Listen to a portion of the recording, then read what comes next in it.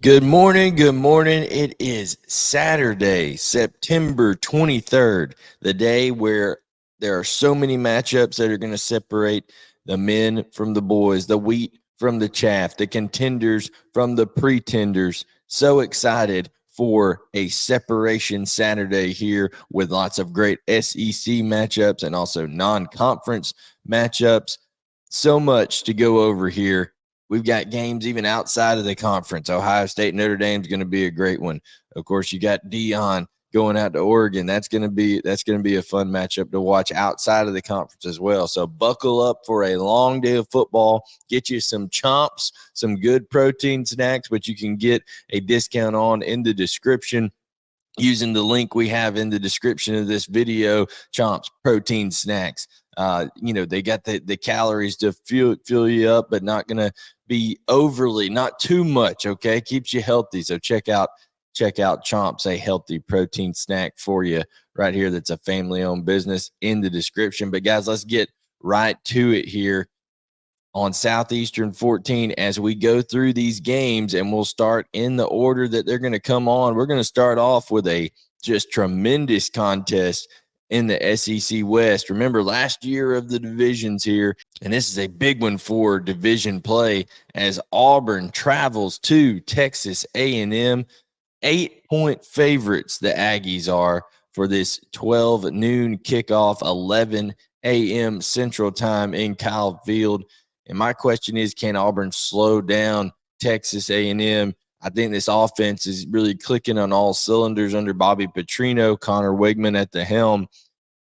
Of course, Auburn plays quality defense, but it's been banged up. And even coming into this week, the secondary, Donovan Kaufman coming back from a concussion. So we'll have to monitor that a little bit. You have Nehemiah Pritchett, who hasn't played yet this year. He's going to get his first action. There's a big difference. Even when you've played a lot of football, there's a big difference of being a guy who is in game shape and running with receivers like Evan Stewart, like Anais Smith, like Moose Muhammad, like Noah Thomas, a lot of different receivers that Nehemiah Pritchett could find himself lined up against and testing that ankle early on. So I'm excited to see how they do there. Jalen McLeod has been banged up at linebacker for Auburn. So they're kind of the walking wounded over there. They've been limited a little bit at practice, but they have participated. So we'll see how that looks for Auburn on that side of the ball. And then conversely, my thing is,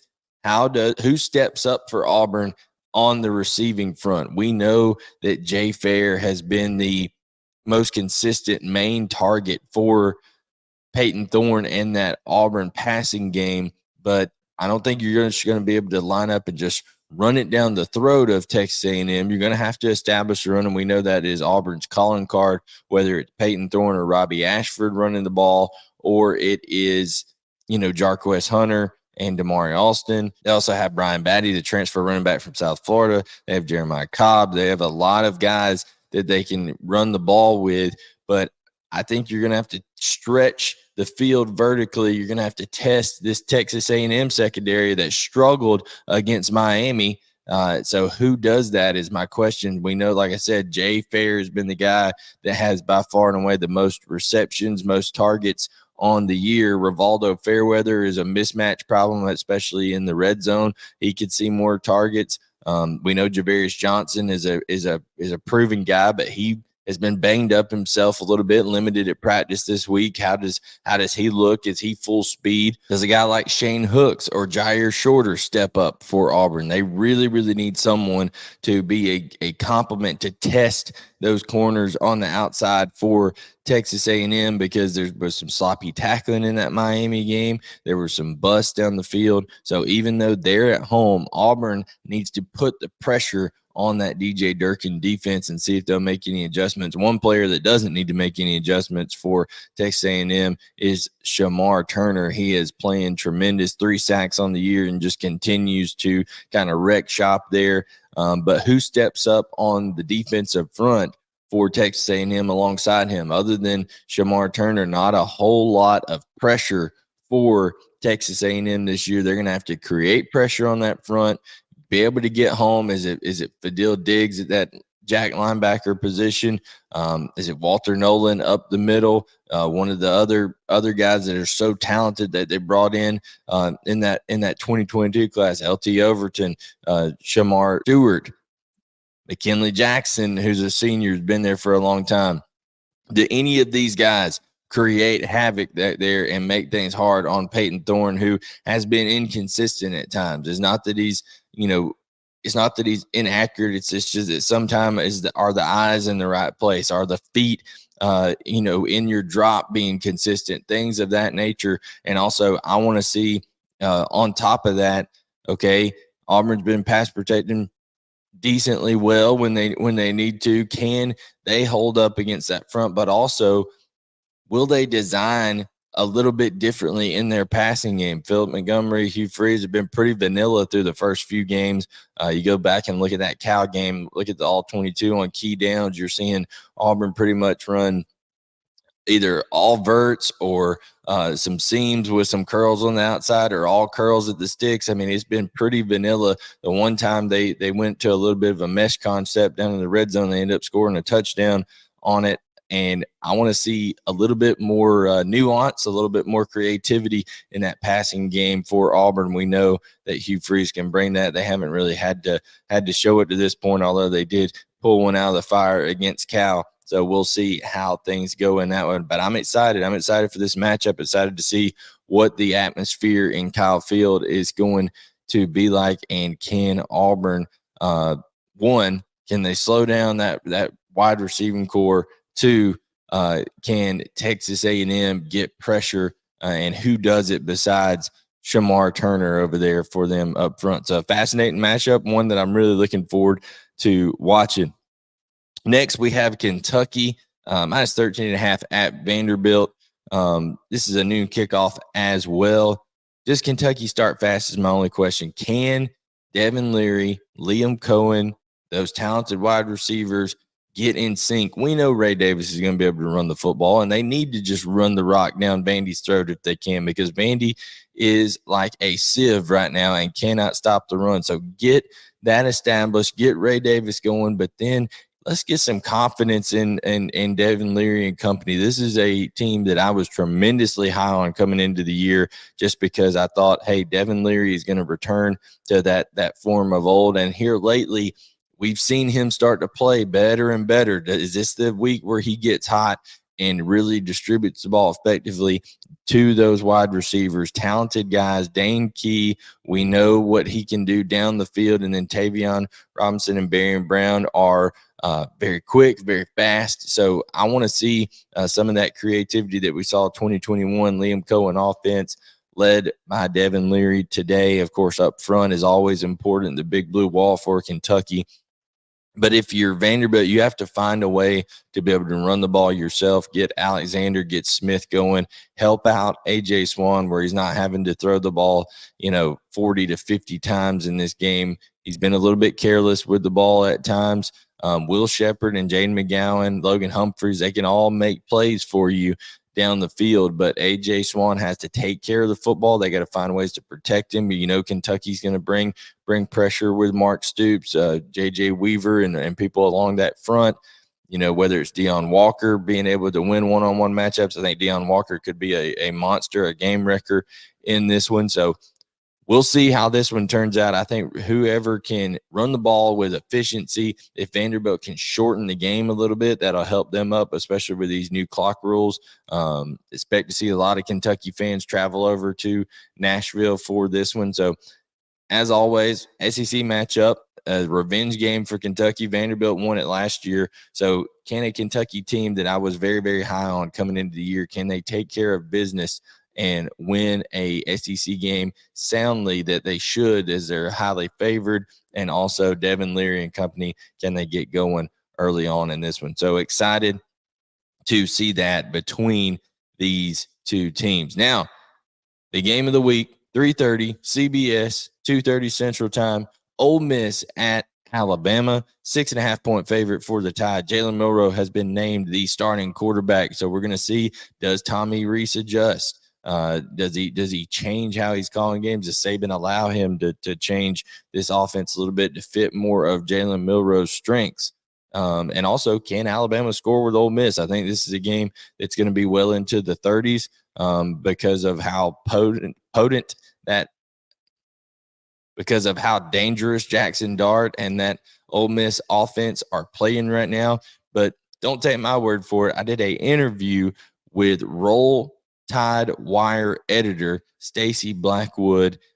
He covers Alabama all day, every day, and we brought a little interview for you here that we're talking about the Tide, talking about the state of Alabama football, talking about all things in this matchup. So enjoy this interview with Stacey Blackwood right here, and then we'll be back to cover the rest of the games for this slate.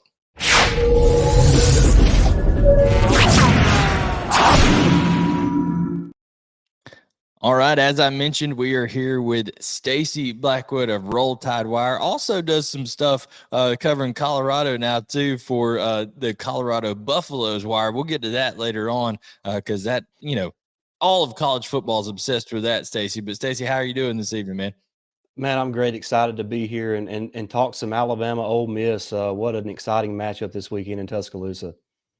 No doubt. So as we're recording this, we're getting it set up for our game day show. So game day Saturday, you cover Alabama. You interact with fans. Tell us what the feeling, what the vibe is, what the thoughts are going into this game from people on the side of the Crimson Tide. Blayne, it's crazy. I'm not sure there's ever been a September where Alabama fans were as nervous as they are right now.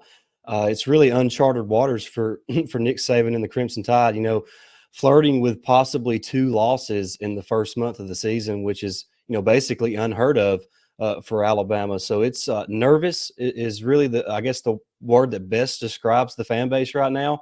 But I think there's still a little bit of optimism. Just simply because of Nick Saban and the fact that he does recruit at such a high level. And, regardless of how the teams look so far, you have to think at some point all those 4 and 5 stars are going to show up and play, some of their better football. So it's nervous, but also they realize there is some potential for some success, here in the season. Oh, no doubt. Alabama's as talented as all get out. One area that I think is kind of interesting to break down in this game is the offensive line. It was really something that a lot of people around the country kind of lauded for Alabama coming in, thought, hey, these guys are massive. What are you talking about? Caden Proctor, 360 pounds. J.C. Latham on the other side. Tyler Booker, really good player. McLaughlin's been there for a while. Dalcourt's been there for a while. So I think people were kind of expecting this thing to run pretty smoothly on the interior. And there's been some problems in pass protection. Of course, Tyler Booker's been out for a little bit, with back spasms and stuff, but I think they're going to get him back for this game. What's kind of been the talk about offensive line play after the Texas game and the USF game? Well, it's been disappointing. I mean, that's just point blank period. It's been disappointing. It's not lived up to, the Bama standard, which is kind of become synonymous with Nick Saban and Alabama. That group really done a lot of talking throughout the offseason about how they were going to bring back that dominating physical brand of football. And we haven't seen that yet. And it's really at a pivotal point in the season now, I believe this Saturday, that they have to play well, or, regardless of who the quarterback is or how the quarterback plays, if that offensive line doesn't play well, you can pretty much put a fork in this season in terms of, winning the West and potentially playing in the SEC championship game. So it all rides on the offensive line, and they have really been disappointing. Anytime you start a true freshman, especially at left tackle, you're going to go through some growing pains. So I want to give Proctor the benefit of the doubt. But guys like Booker, McLaughlin, Dalcourt, and Latham, they have to step up and be better and kind of help carry the load for the offensive line. But, the offensive line is like a chain. You're only as strong as your weakest link. So they got some things to shore up, and they certainly have the talent to do it. But they got to get that together pretty quick because 7 straight SEC games, it's not going to be easy for that offensive line. How much talk has there been about Pete Golding who knows this the personnel of Alabama backwards and forwards because he helped recruit a lot of these guys, even offensive guys. He helped recruit. So I'm sure he knows some of those strengths and weaknesses and all that kind of stuff. How much has that been talked about? You know, I know Saban probably hadn't wanted to talk about it that much if he could help it, but how much has that been a topic of conversation around this game with Pete Golden coming back to Tuscaloosa this weekend? Yes, it's definitely been brought up a time or two. I don't think there was anything worse for Alabama fans than for not only Lane Kiffin to come in and beat Alabama, but for a Pete Golden-led defense to come in and shut down an Alabama offense. That would just be the absolute worst for Crimson Tide fans who gave Pete Golden such a hard time over the past few seasons. Look, was Pete great? I don't think so. He earned some of that. Yeah, but I think he's better than what I think most Alabama fans would give him credit for. So I think Ole Miss has a really good defensive coordinator. He certainly knows the Alabama program inside and out, and that's probably going to help them on Saturday. Yeah. Now, in terms of the running game, though, behind that offensive line, even though it wasn't a great performance overall in terms of Alabama standards against USF, Roydell Williams really kind of broke out and had a monster game, 17 carries, 129 yards for Alabama, and really helped kind of lead them to that victory behind his performance. How encouraged do you think the staff has been, Tommy Rees and company, by that performance of Roydell Williams? And then two, on top of that, I wanted to ask, do you think at some point maybe we start to see more Justice Haynes, Jam Miller if the running game isn't consistent going forward? Yeah, as far as Roydell goes, it was really nice to see a guy who's kind of stuck around and you know, this is his 4th year in the program, and he's really battled it out, had some injuries throughout his career. So it was nice to see him come out and have a big performance when a big performance was needed from him. It was a really strong performance in the second half for him. Over, I think, 101 yards of his 100 and whatever it was, 27 yards come in the second half. So it was big. That last drive lasted about 6 minutes for Alabama, where they were able to milk the clock, and they ran it about every single play on South Florida. So they were able to kind of create some momentum exiting that football game there in Tampa. And I hope that carries over into this week, because Alabama's going to need the running game. And you mentioned Justice Haynes and Jam Miller. Coach Saban happened to mention those guys in his Wednesday press conference with the media. So I think you're going to start to see some of these younger players, especially those two guys, Jam Miller and Justice Haynes, who I believe are the most naturally gifted runners in the Alabama backfield. They just don't have the experience yet. But you only get experience one way, and that's by playing in the game. So I'm thinking that you're going to start to see guys like Justice Haynes and Jam Miller a little bit more as the SEC schedule continues.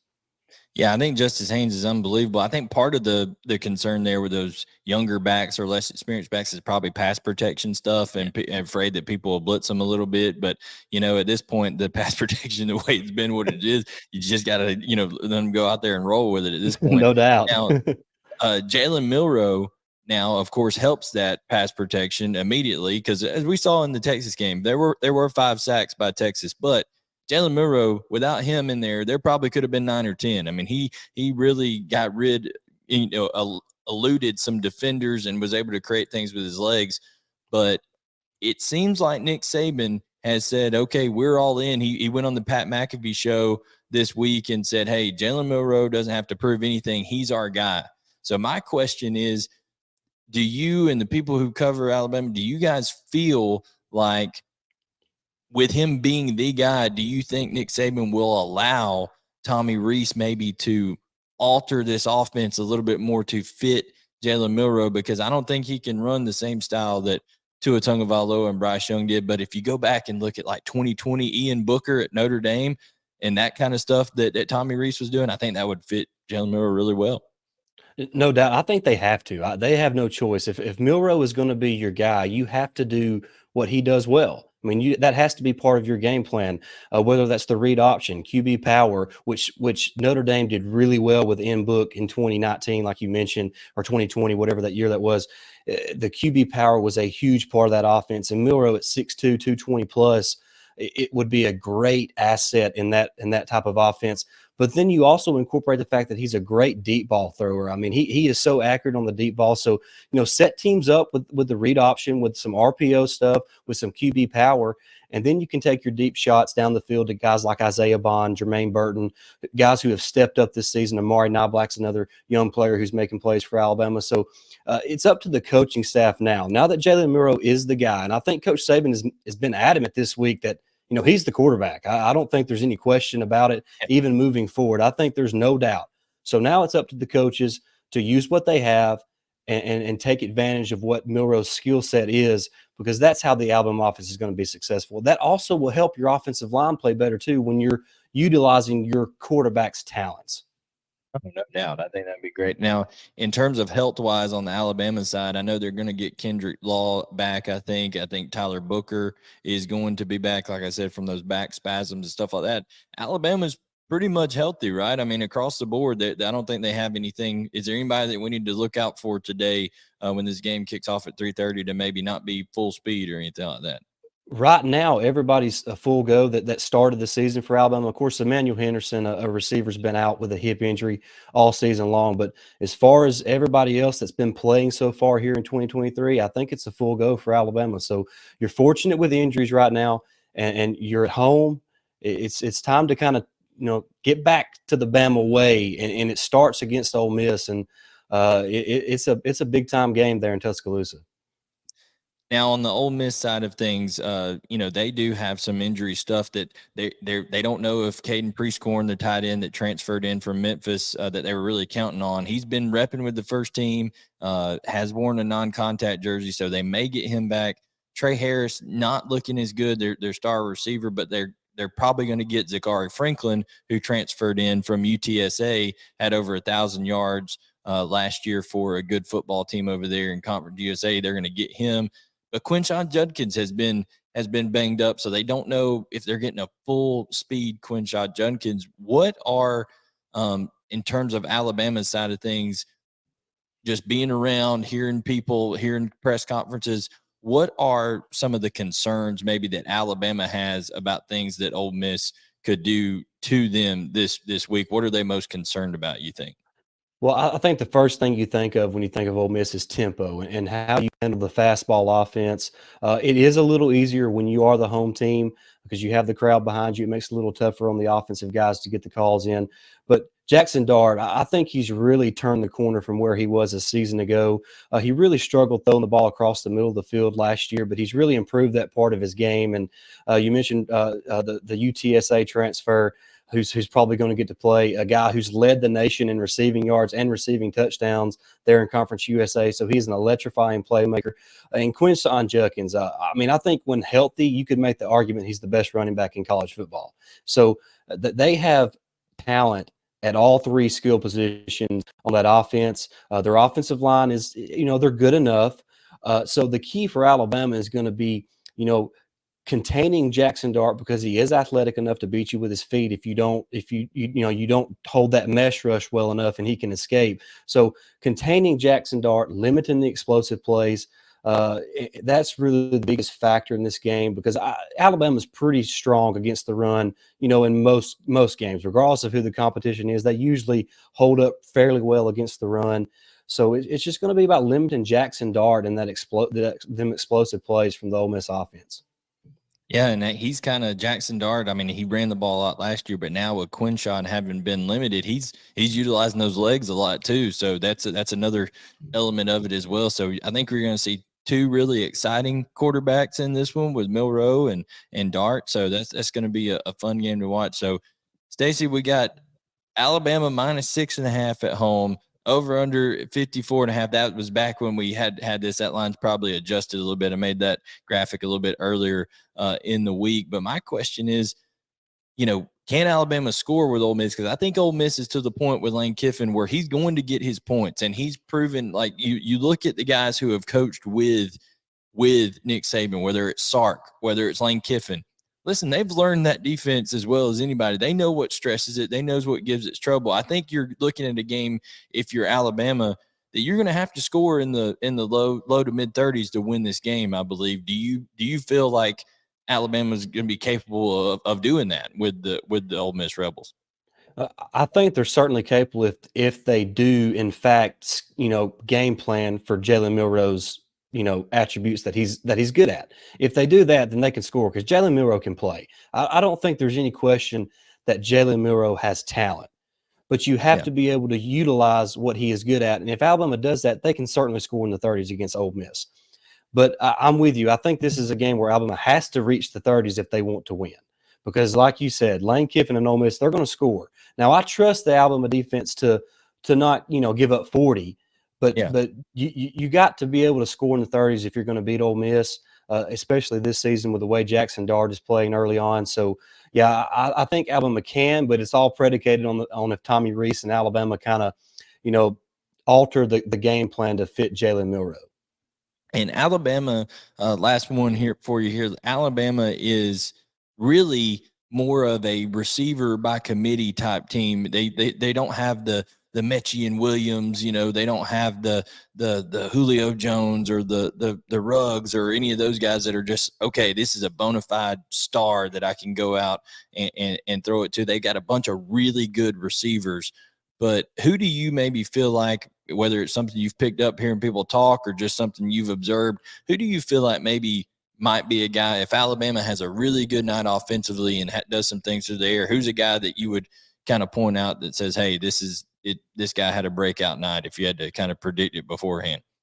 I would probably go with Isaiah Bond. I think he's a guy that you could get the ball to in a multitude of ways, whether it's a jet sweep or a screen or even a deep shot. He's shown the ability to beat deep as well. So I think Bond's a who you could get the ball to in a variety of ways, and he can make explosive plays for you. So I would go with somebody like Isaiah Bond, but also Jermaine Burton's a guy who is consistently beats his defender deep. I mean, he is wide open deep Yeah. down the field at least once every game, sometimes twice a game. So I don't know how he does it. He's not the most overly athletic player, not the most, gifted player on the field, but he just finds a way to get open. And so you could see a potential where Burton beats his guy a couple times deep. And we've seen Milroe hit that play time and time again. So I would say either Burton or Bond at this point.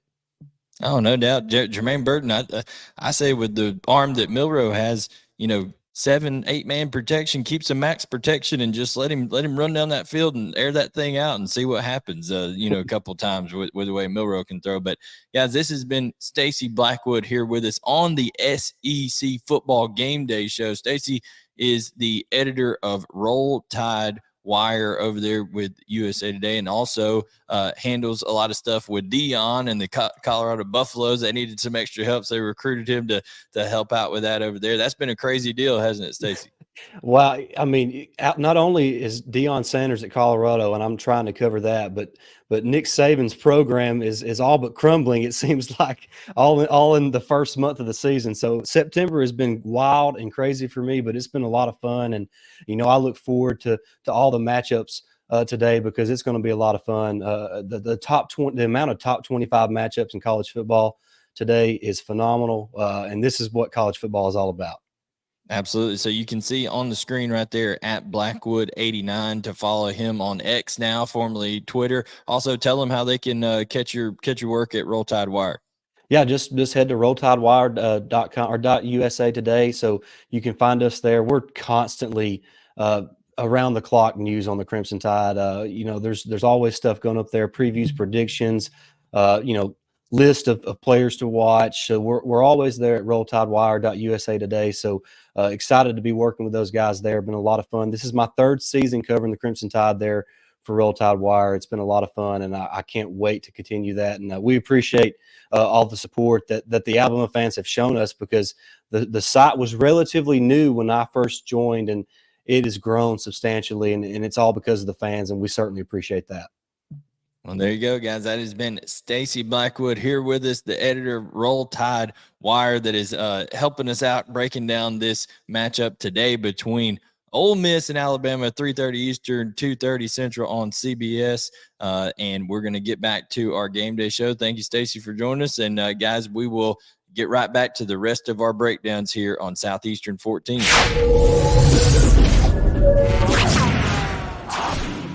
All right, we are back. I hope you enjoyed that interview with Stacey Blackwood, editor of Roll Tide Wire. We'll be looking to have more and more guests on as the season goes on, but we roll right on with our previews of the games and our game day coverage here.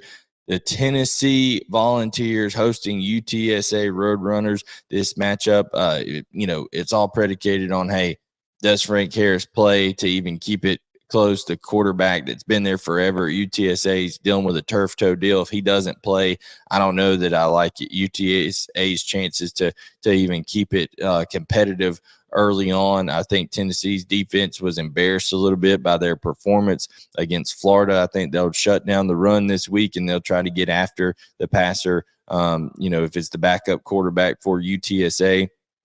But my question is, can Tennessee run the football? Okay. They didn't necessarily run the football the way they wanted to against Florida. And that offense is predicated on getting Jalen Wright going, getting Jabari Small going, getting the defense winded by having to, okay, they're going tempo. We're not stopping the run. We got to bring another hat in the box. And then boom, then Joe Milton and company take their shots over the top. That's how this Tennessee offense is built. And they weren't able to do that effectively against Florida because they couldn't get the run game going. I want to see if they can do that. UTSA just gave up 300 yards rushing last week to Army, and Army is not triple option anymore. They're more of they're trying to transition to more of a spread style, more modern style of offense. So they just gave up 300 yards rushing. If Tennessee cannot run the football effectively, and then there's bigger problems. So Tennessee 21-point favorite, 4:00 on ESPN. On the SEC network. So make sure you check out that one. Can the Vols start fast? Excited to see that matchup. Then we get into a lot of our night games. We got a heavy night game slate here. A 7:00 kickoff between Charlotte and Florida. Florida, my question is, can you overcome a little adversity here in the fact that you're going to have two offensive linemen suspended for the first half because of the nonsense that happened at the end of the Tennessee game, being blaming on Heupel, whatever, but you still had players out there throwing punches, so they're suspended for the first half of the Tennessee game. You got Kinsley Aguakon, the center, who's going to be out, won't play in this game because of injury. So that's three starting offensive linemen that are going to be out first half or the entire game. And then you got Eugene Wilson, who won't play at receiver, a talented playmaker for Florida. So can they avoid the big hangover, not come out and play sloppy, not give Charlotte any confidence, make it a 4-quarter game, all that kind of stuff? They just need to come out, run the football well with Etienne and Montreux Johnson. The easiest way to help unexperienced offensive linemen, guys that are filling in for somebody, is to just get them going straight forward, help them to kind of get into the flow of the game, and run blocking will do that. So can they come out and just be the mature team that Billy Napier thinks he has, especially with Graham Mertz leading them, a guy that's been around, seen a lot of college football? So can they be mature? Can they come out and overcome a little bit of that adversity early and then make sure that they don't have that hangover? That's what I'm looking out of Florida against Charlotte. Another game that is not a prime time matchup in terms of the teams going against one another. Georgia, I think this favorite is this Vegas spread has climbed up to 42 points. At one point, it opened at 40 when we made this graphic. 7:30, so a night game in Athens, something that everybody is looking forward to over there. The atmosphere is going to be crazy. They haven't had a night game in like 2 years, so it's a long overdue in Athens. Rumors of blackout. Is there black jerseys in this one? Who knows? But UAB is traveling over to Athens. Trent Dilfer has his team excited for it. He's been quoted saying, hey, an SEC game is a better atmosphere than a Super Bowl. And he would know, as he won a Super Bowl with the Baltimore Ravens. But he says a SEC football game is an environment that he's really looking forward to his kids getting to be a part of here. But my question is, will Georgia start fast? Georgia has played with its food, so to speak. They have come out disinterested almost at times, not coming out and playing to the standard of Georgia football that we have come to know in these back-to-back national championship years. I think Georgia and Carson Beck take a big step forward in this game. I think they come out and they execute. They get some explosive plays going early because next week it gets real. You go on the road to Auburn, SEC matchup. So if there's ever a time to put all the doubters away of saying, hey, is Georgia as good as they have been? They need to come out and just silence everybody and just take care of business, dominate the way they want to dominate. Kirby Smart was quoted as saying, hey, our goal every single week is to dominate in such a way that the opposing team never wants to play us again. And he said that Georgia has not done that so far this year. They have played what he called either average to not even average first halves in these games against UT Martin, against Ball State, and against South Carolina. Now, they turned it on when they wanted to, and then the points come flowing. They scored 21 unanswered in that second half against South Carolina, and the defense really got after Spencer Rattler after allowing him to carve him up in the first half. But I want to see, do you start fast? Do you dominate in this game? That's really what I want to see there. This game is going to be a fun one to watch. Mississippi State traveling to South Carolina. South Carolina now, this spread has risen to 6.5. You can see it somewhere. When we first did this, it was 4.5 in favor of South Carolina. So people starting to get a little bit of confidence there behind the Gamecocks at home. Spencer Rattler, Shane Beamer, they've had some magic there at Williams-Brice Stadium during their time together. So my question on this one, can either team find balance? It's hard to go week to week based on how, teams have done it based on their just overall performance. I know Mississippi just got their walls painted with blood by LSU. I mean, it was a just murder scene there in Starkville. But does Zach Arnett and company, are they able to recoup? Are they able to rally the troops? We know that they have leadership and talent at the linebacker position, and Nate Watson and Jet Johnson on the defensive side of the ball. We know Will Rogers is a good quarterback when he is allowed to throw the ball down the field, has a little bit of time. So can they protect him against South Carolina's front? Can Kevin Barbay and company, have they fixed some of those problems that were just glaring in that LSU game where they weren't able to get the ball down the field? They weren't able to run the football efficiently, but run the football has been their bread and butter. But they need to find a little bit of a passing game to take the burden off of Woody Marks and get some people off of out of the box and allow you to have a more balanced offense. Same thing with South Carolina, but in reverse. Spencer Rattler has been doing everything. Now you have Juice Wells out. You do get Amraheem Brown back from an ankle injury.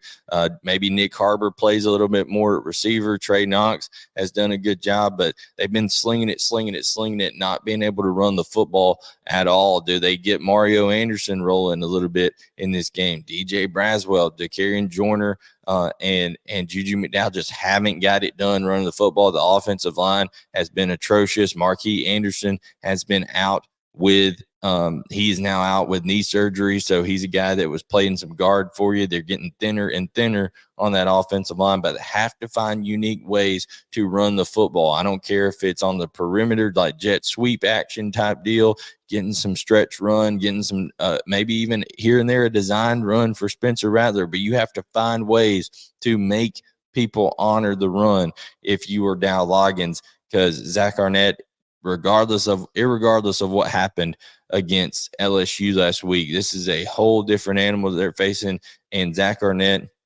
knows how to scheme up things defensively. So I'm excited to see the chess matchup between Dow Loggins and between Zach Arnett on those sides of the ball. I do think that home environment is going to be tough for Mississippi State to overcome. South Carolina gets those towels gets that sandstorm going there at night, and it is it's an interesting deal. A great atmosphere over there. So excited for this matchup. 7:30 SEC Network tonight in Columbia, South Carolina. So looking forward to that one. Arkansas LSU. This is a 7:00 kickoff, 6:00 Central.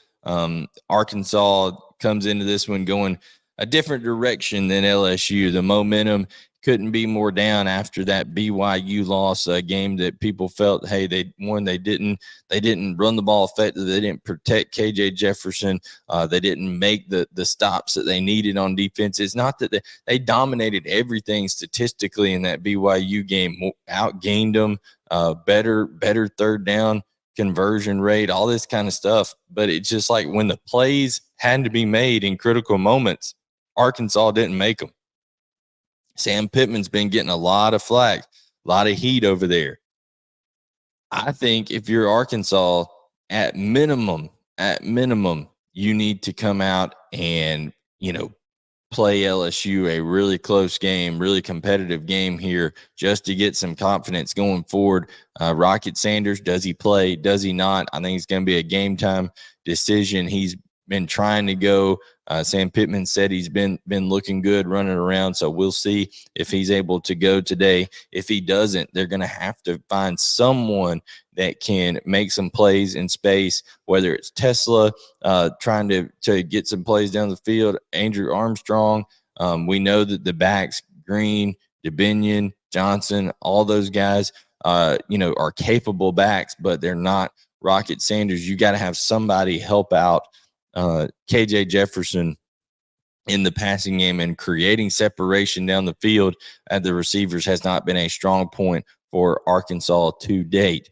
LSU, that defense played unreal against Mississippi State, absolutely shut down Will Rogers and company. And then on the offensive side of the ball, they just were dicing that Mississippi State defense up, putting the ball down the field with Malik Neighbors. Jaden Daniels played out of his mind. Great game.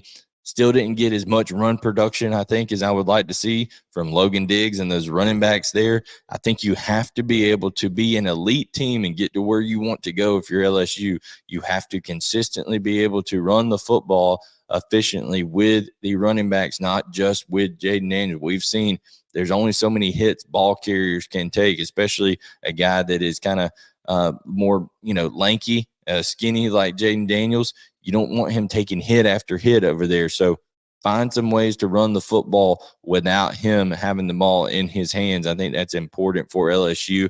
LSU just has to come out and take advantage of that environment. They're going to have a bunch of liquored up Cajuns over there. Baton Rouge at night is absolutely crazy, so that should be in their favor. That they'll feed off that energy. Arkansas has to find ways to be creative early. Can they steal a possession? Do they have something on special teams, of maybe a fake punt?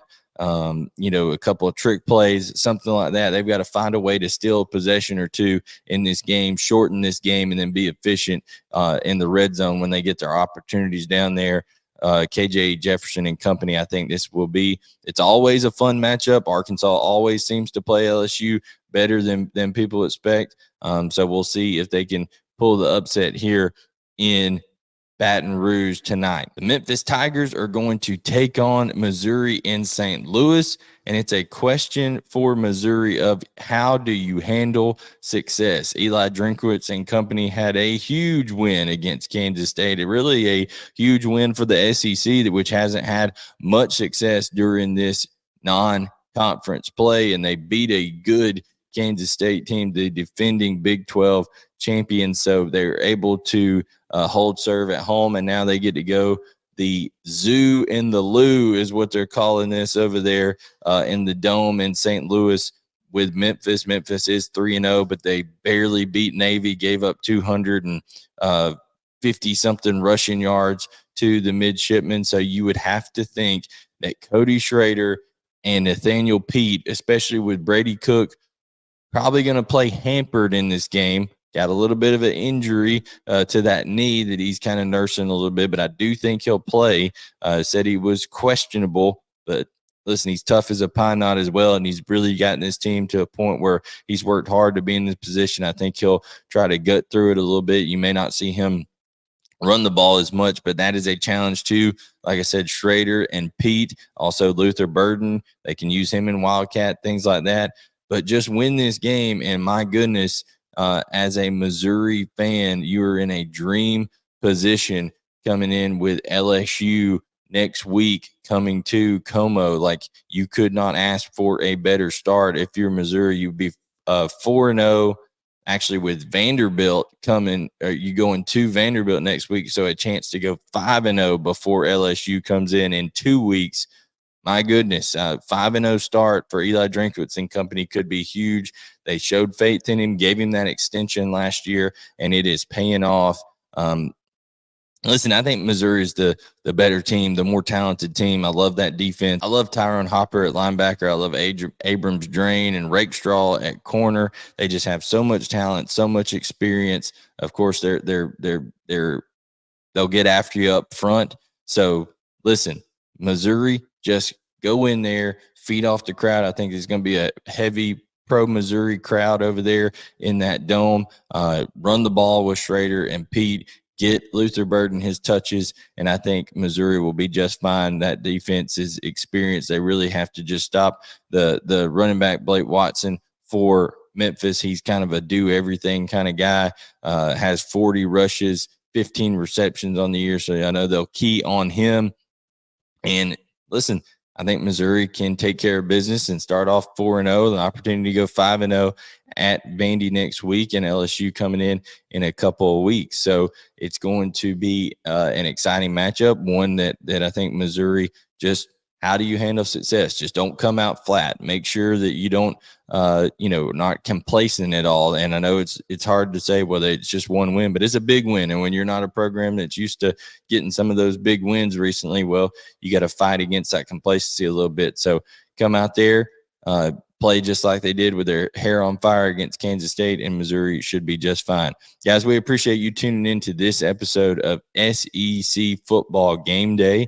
Make sure that you like, subscribe, turn on notifications, leave your comments below. Check out the link in the description for CHOMPS so you can get a discount on those. Have you some healthy protein snacks as we go throughout college football here, because it's a great one to just grab real quick while you're watching games if you don't want to take a lot of time away, and healthy for you as well. 3 different types of proteins, 9 different flavors. Like I said, check it all out. And if you want to partner with us here at Southeastern 14, you can be our MVP. Lots of people are emailing Caroline Smith saying, hey, how could our company work with Southeastern 14? We like your content. We'd like to advertise to your audience. We have over 150,000 unique viewers last month, and that number is only growing. So check it out. Make sure that you reach out if you want to support us. We greatly appreciate it. And for everyone at Southeastern 14, I am Blayne Gilmer. Enjoy this game day, and we will talk to you soon for a reaction show live tonight. So make sure you have that notification bell on, because myself, Chris Lee, Blake Lovell, people from the channel will be going live tonight when all these games are wrapping up for a reaction show. Thank you so much for tuning in. We'll catch you all next time right here on Southeastern 14.